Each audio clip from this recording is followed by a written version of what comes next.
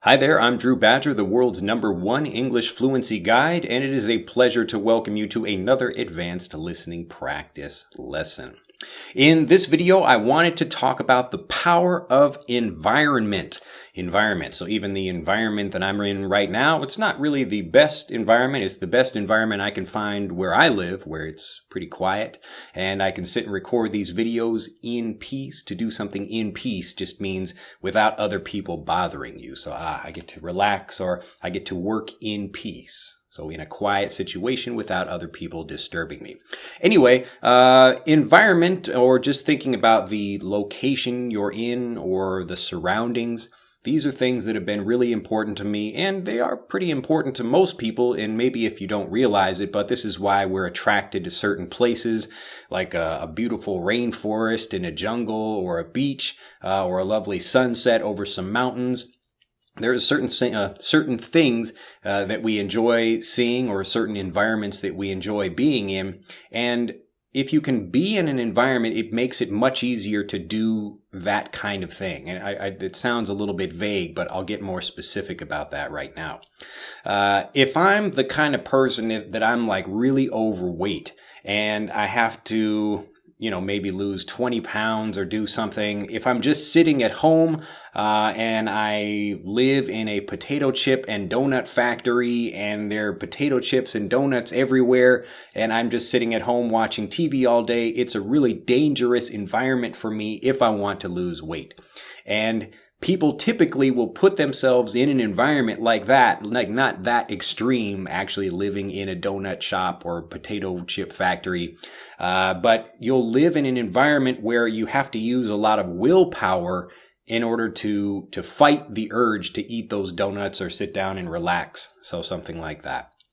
And it's really important when you're thinking about doing something like getting fluent, or you want to, lose weight or get a better, whatever that thing is. It's really important to, instead of trying to use willpower, so the forcing yourself like, okay, I'm not going to eat that potato chip, I'm going to be strong. Now you're thinking about it, even when you say I'm not going to do something, your brain doesn't understand the difference between not doing something and doing something. So logically, it's not like that part of your brain doesn't understand that. Your brain is just thinking potato chip, potato chip, potato chip. So you can say, okay, you have a lot of willpower, but the smart thing to do is to move to someplace else where you're not in the donut shop and potato chip factory.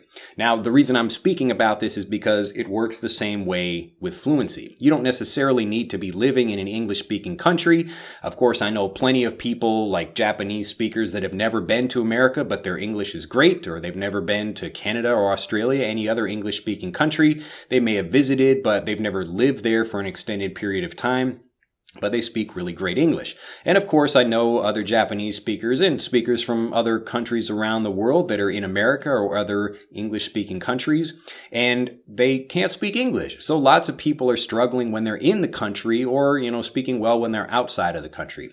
So it's not something like environment when people talk about like, okay, well, you got to live in a speaking country for the language you wanted to speak, but you didn't, so you don't get to speak as well.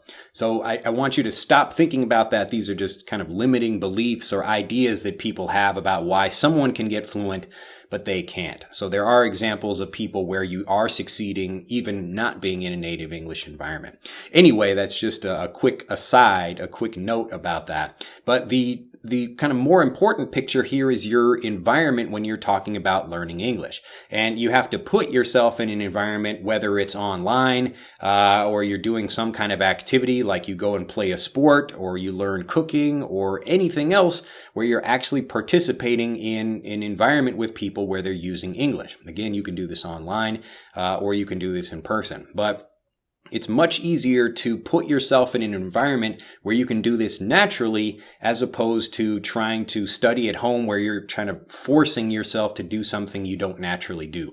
Your body, if you put yourself in the environment where something happens, if you can change your environment in some way, that's the smart part of your brain trying to control the dumb part of your brain, such that you can actually get the environment you want that will give you the results that you want with your fluency or losing weight or anything else. else. As a case for myself, like if I'm, at home, I have a job, or I guess my work, my profession, I'm at home and I'm on the computer doing things.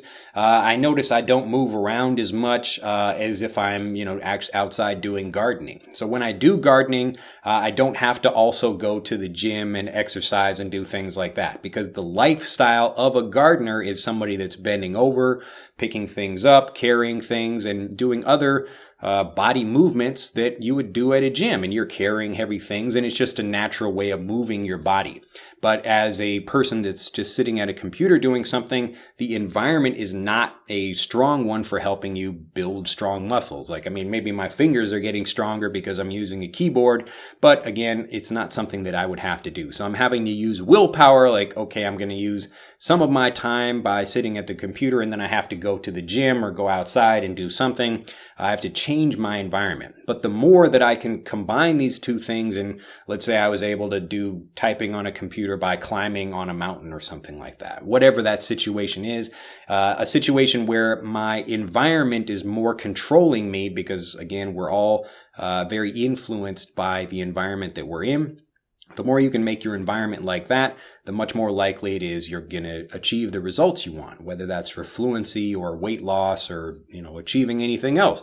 It's like even, I have friends in America that, they would complain that they didn't have a girlfriend. And I would say, well, you guys are just sitting in your dorm room together. So this is back in college, and people are kind of complaining like, why don't I have a girlfriend? I say, well, why don't you go to where some women are? It's one of those, it's like kind of an obvious thing, but a lot of people don't see it that way. It's easy to complain about that, but you're not going to, be able to get like a girlfriend if, you don't go where women are. It's one of those like kind of obvious things. So I was just like, hey guys, let's get out of this environment. You don't have to go to a bar, but, go out, go to a cooking class or yoga class or whatever, where women are likely to be found. And then you can start speaking with them. And then that's how you develop a relationship. You get into that environment, and it makes it much more likely to achieve the kind of success you want.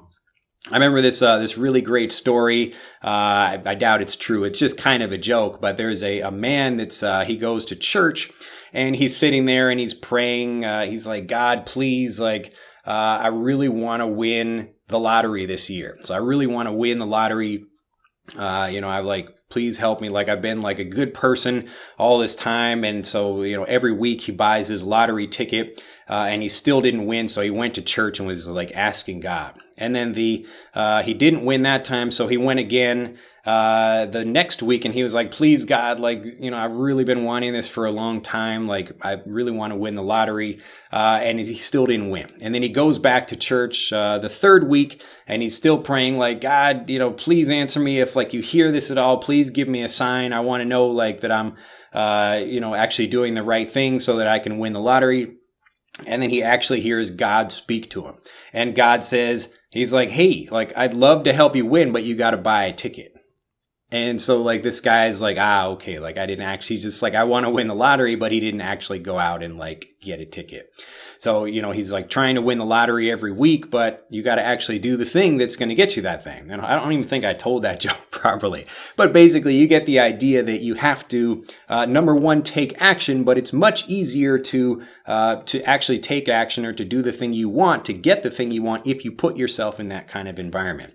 So with English learning, I know a lot of people, maybe even that you're living in an English-speaking country right now. You could be in America, Australia, the UK, Canada, or even, South Africa, any place else where there's even like a community of people that mostly speaks English.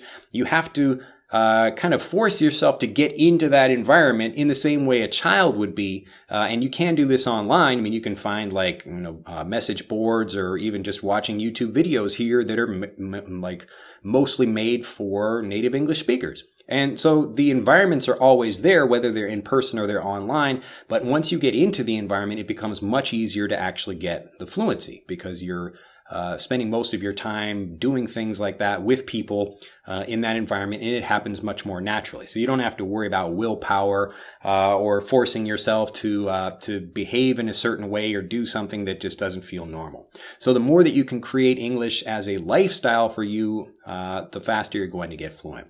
Well, that's it for this video. Just something to think about today. I hope you have enjoyed the video. If you have, do click that like button. Become a subscriber to the YouTube channel if you have not already. And I look forward to seeing you in the next video. Bye-bye. To continue learning, click on the link in this video to download Speak English Naturally, our free guide to speaking and sounding like a native English speaker. The guide reveals the 3 most important kinds of conversational English you must learn if you want to sound native, and will help you experience instant improvement in your fluency and speaking confidence.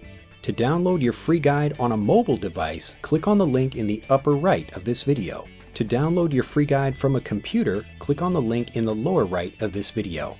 I look forward to seeing you in the guide.